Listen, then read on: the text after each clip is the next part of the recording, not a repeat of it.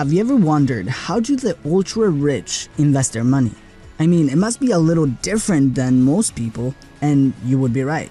The ultra-rich, the billionaires, the best investors in the world have a set of principles that significantly lower their risks and maximize their results. For 4 years, this guy, Tony Robbins, hung out with the top 50 investors in the world to tell us the principles they use that made them so successful and how you can use them. I know that most of you guys are ready to find out where to invest your money to achieve financial freedom. I know this because it has been the #1 question I get in this channel. Even though most of us know at some level that we cannot just put our money in one investment and expect it to make us super rich at no risk. It's just not realistic. We will need to learn how to protect our investments because there's many people out there that are looking to get a piece of your wealth.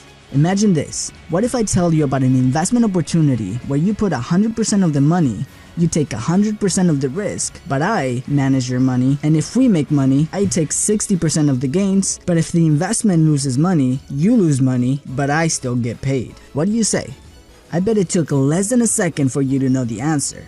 You would not play in a game that was rigged against you. But as Tony Robbins says, 90% of American investors hold mutual funds with terms very similar to these. I know what you're thinking. How do you convince 92 million Americans to these terms? As Jack Bogle says, founder of the Vanguard Group, is all marketing. Most people don't do the math.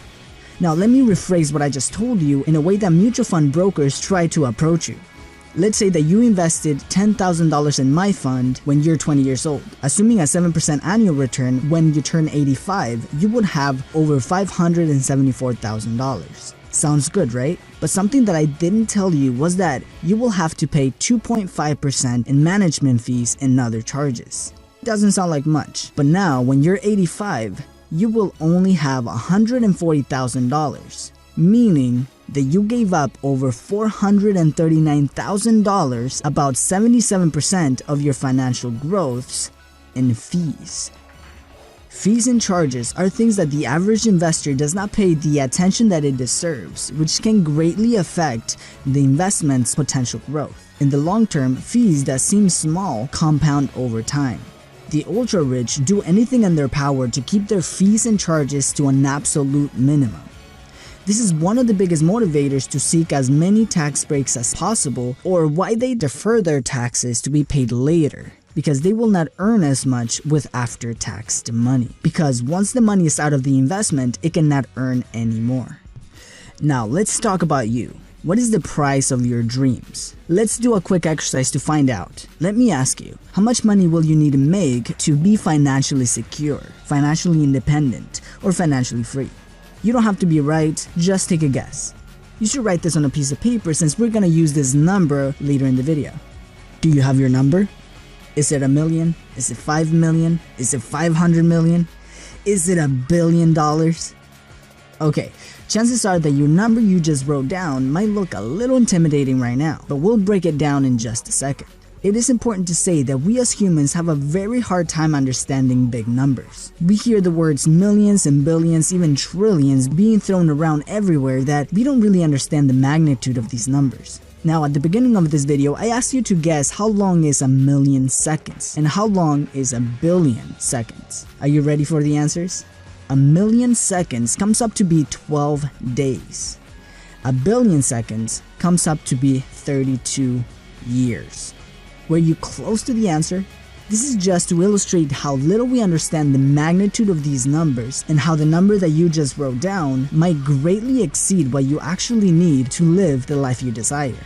Now, let's break down the cost of your dreams. First, let's look at financial security. How much do you spend in living expenses, like your mortgage, utilities, food, transportation, insurance? How would you feel if these 5 things were paid for as long as you live, without having to work to pay them? How would your quality of life be if this happens? Much better, I suppose. Now in the US, the average basic expense of a household is a little bit over $34,000. Tony tells us to multiply this number, your yearly expense number, by 20, and this is the number you will need to be financially secure. Now there's 2 phases to achieve this goal. The accumulation phase is when you save and invest your money to get to your target. and the decumulation phase, where you enjoy the money making you more money without you having to work. Now, when you're accumulating money, you can invest in vehicles with higher return, but with a little more risk. In the decumulation phase, you are using your investments to live without having to work. Then you switch your investments to a safer, more conservative return. Think about the number you originally wrote down. If you actually do this exercise, you'll be surprised that the dream of financial security is probably a lot closer than you previously imagined. And this is just financial security. You can do this same process to know the exact amount of money you need to achieve financial freedom. This is not just to cover your basics, but to live the lifestyle you want. By breaking down how much your lifestyle spends in a year, multiplying it by 20, according to Tony, you will have the target number you need in safe investments to be able to afford this lifestyle without having to work. Now, let's talk about the actual investment strategies these ultra-rich, high-performing investors use. Now, we've all heard to never put all of your eggs in one basket, but how important is this really? According to David Swanson, an institutional investor who took Yale's portfolio from $1 billion to over $23 billion, says is extremely important to diversify.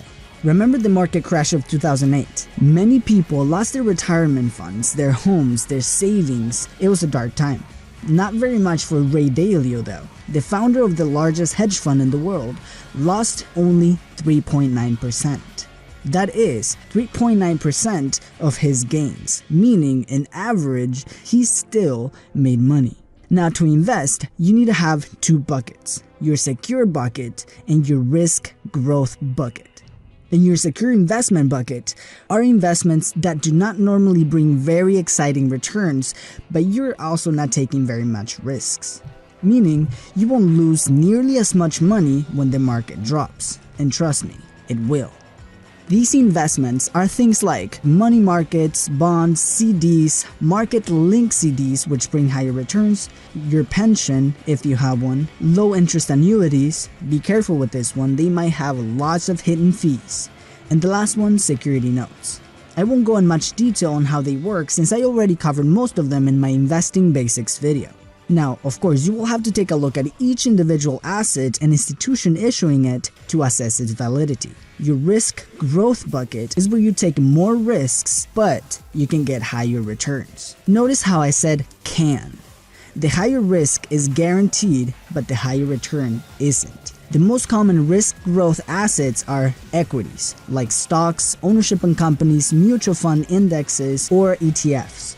Also real estate, where you can buy the actual building and use it as a rental property or flip it for a profit. Or you can buy real estate investment trusts. Security notes can also be riskier depending on which one you choose. Now, in this book, Tony says that many people make the deadly mistake of investing the majority, if not all, their savings into their risk growth bucket. As Swanson says, the market will lose 50 to 70% at least once in your lifetime. So you do not want most or all of your life savings at risk. There are three factors that can help you determine how much risk you want to take. Number one, your stage in life. How much time do you have ahead of you to make mistakes and recover if necessary? If you're younger, you can be more aggressive since you have longer to recover in case of a loss. Your available liquidity. If you have a high income and have a good gap between income and expenses, you could afford to make more mistakes and still make up for it. Number three, your risk tolerance. This all depends on you and what gives you peace of mind. There are people who are comfortable taking more risks than others. Knowing what kind of risk level you're comfortable with is also very important. Unlike many investors who try to anticipate what the market will do and put their money and other people's money at risk, the best investors in the world know that they are likely to be wrong. So they design an asset allocation portfolio to protect them even if they are wrong. This way, they can make money in the long run even if they lose in the short term. This is why diversifying is so important. As important as these two buckets are, there's a third bucket which is just as important. Your dream bucket. You put money in this bucket to enjoy, to buy yourself your dreams right now. That's the purpose of the original two buckets, right? To better the quality of your life. The purpose of this bucket is for you to spend and enjoy. So whether that is date nights with your significant other or saving to go to the Bahamas or buy yourself a home. There's a couple of ways that you can put money away in your dream bucket. You can take a percentage of your income and put it away until you save enough to buy your dreams. Or when your growth bucket gets a big hit and makes positive growth, you can take the winnings and divide them between all the buckets. This way you will be excited to keep earning more, saving more, and investing more effectively. Because ultimately, you are doing this to better your life and achieve that dream that you're pursuing.